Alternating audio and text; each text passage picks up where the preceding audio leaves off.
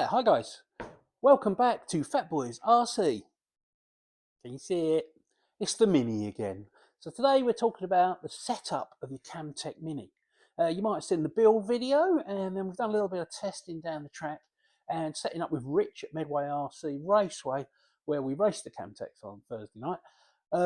We went for a bit of setups and found some things for me to get my car running decently. Now, one of the first things that I found when I started driving the Kamtec Mini was its tendency to veer off sideways and smash into the wall. At first I just thought it was me, but apparently this is quite a common thing. Here's a quick little snap of that.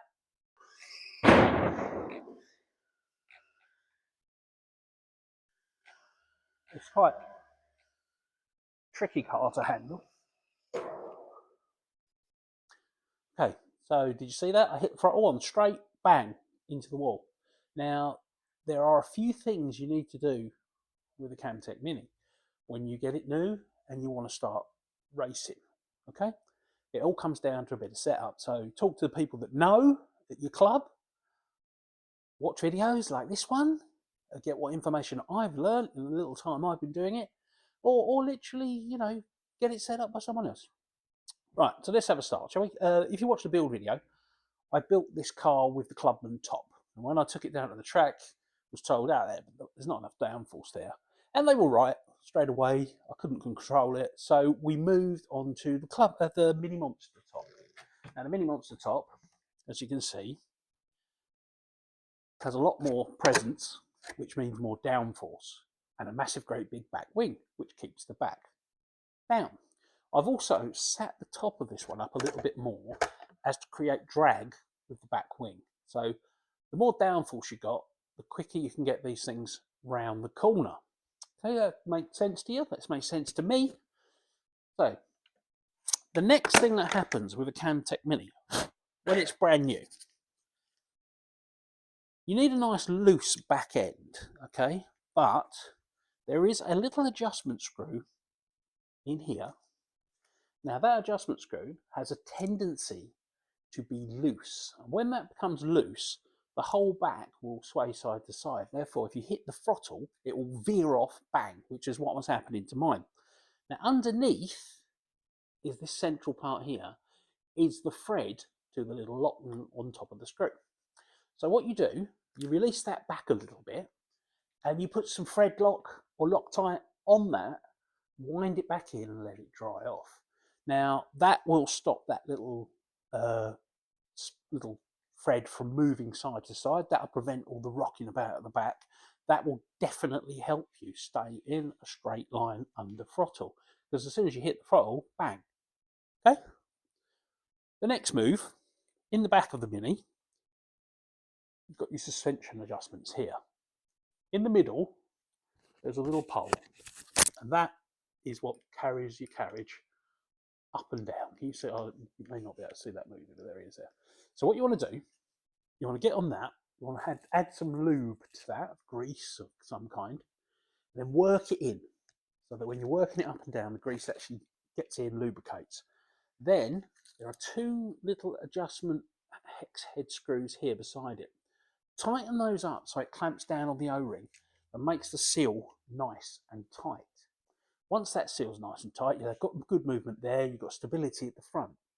Okay, then it comes to a matter of adjusting your suspension.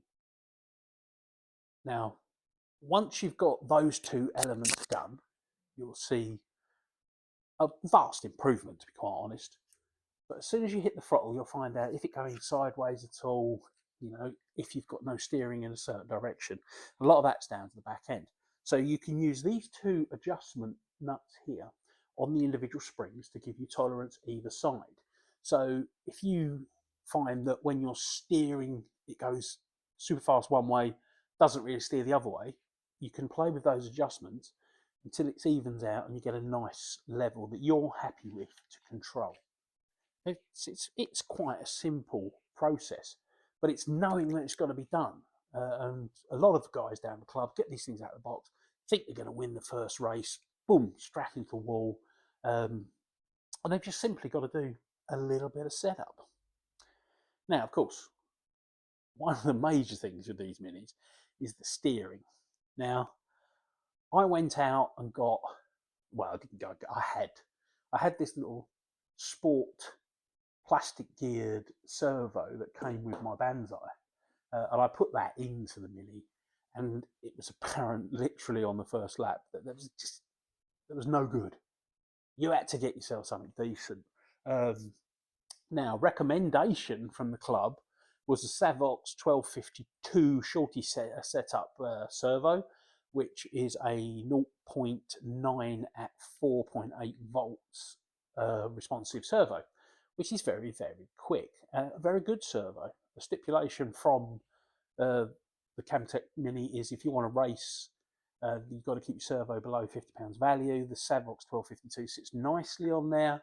You can get those from most good model shops. You can get those on Amazon and all that kind of thing. Good servo. Now, the whole point of the Kamtec to me was budget. So to do it on a budget, I wanted to find a cheaper servo. And a guy at the track, a friend of mine, Nobby, Michael Noble, he suggested a JX servo. Now, the JX servo, believe it or not, is an AliExpress servo, and it comes about £7 to £8 on AliExpress.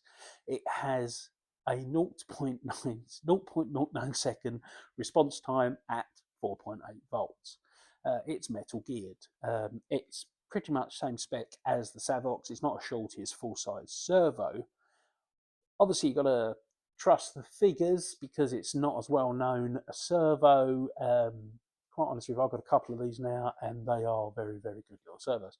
I'll put you a link down below to the AliExpress if you're brave enough to buy on AliExpress, of course. If not, you can get the same servo on Amazon, but it's about double the price, about 20 quid. So it's still a pretty good price servo. But you definitely, when it comes to a Kamtec Mini, are going to need a very fast servo. They respond so quickly, so tightly, that you need something fast to get you around the corner. A mistake I made when I set this car up, and there were many mistakes because I am still novice to the Kamtec Minis. I am loving the Kamtec Minis, but I'm still novice to the Kamtec Minis. The motor wires. Now, on the back pod there where you have the motor held, okay, you've got your two wires coming from your motor. I brought the wires out through the motor holes and round the battery tray like that. Now, something I didn't think about was how that would work on the suspension of the car. Now, the cables going around there, making this whole area tight, meant a bias to pull to one direction as well. So that's another reason that you need to set up on the back. The next thing you're going to need to do is play with the setup on the front wheels. Now, if you can see on the front wheels, a slight angle outwards. So like this, not severe like this, just a tiny bit outwards like that. That's to allow for when the car is pushing, it will straighten those wheels up. If you have them straight, it might do towing in and sort of thing, it won't stay in a straight line. You do that, that will help you stay in a straight line. Okay? All in all, these Minis are great. And the basics of the setup on them are simple. Adjust the suspension, lubricate everything that needs lubricating, lock tight on the little screw on the bottom, and make sure the steering is straight. Apart from that, get yourself a decent servo. Got a decent servo, obviously I would recommend you get decent radio gear. Now, you could use standard radio gear, you could use any radio gear you want, but if you want good response, get good radio gear. If you really want to spend loads of money, go out and buy a really expensive Sanwa gear or something like that, 300 quid's worth. Personally, I do everything on a budget. That's the whole point of my RC channel, is to bring you good ideas on budgets. So what I went for, on the recommendation of Rich at Medway RC Raceway, was the FlySky GT5. Now, the FlySky GT5 is very responsive. It can control up to 20 models. It is brilliant on these short tracks. It's almost instantaneous. So FlySky GT5 is going to cost you about £80 in the UK with a receiver. The receivers are around about £10 to £25, depending on what kind of receiver you want. Okay, so that's bad. So anyway, let's put a few shots up now of the Mini in action. See what you think. Yes, it's been a learning curve so far. So we've got the Mini dialing in, and I'm actually starting to get it around the track pretty well now.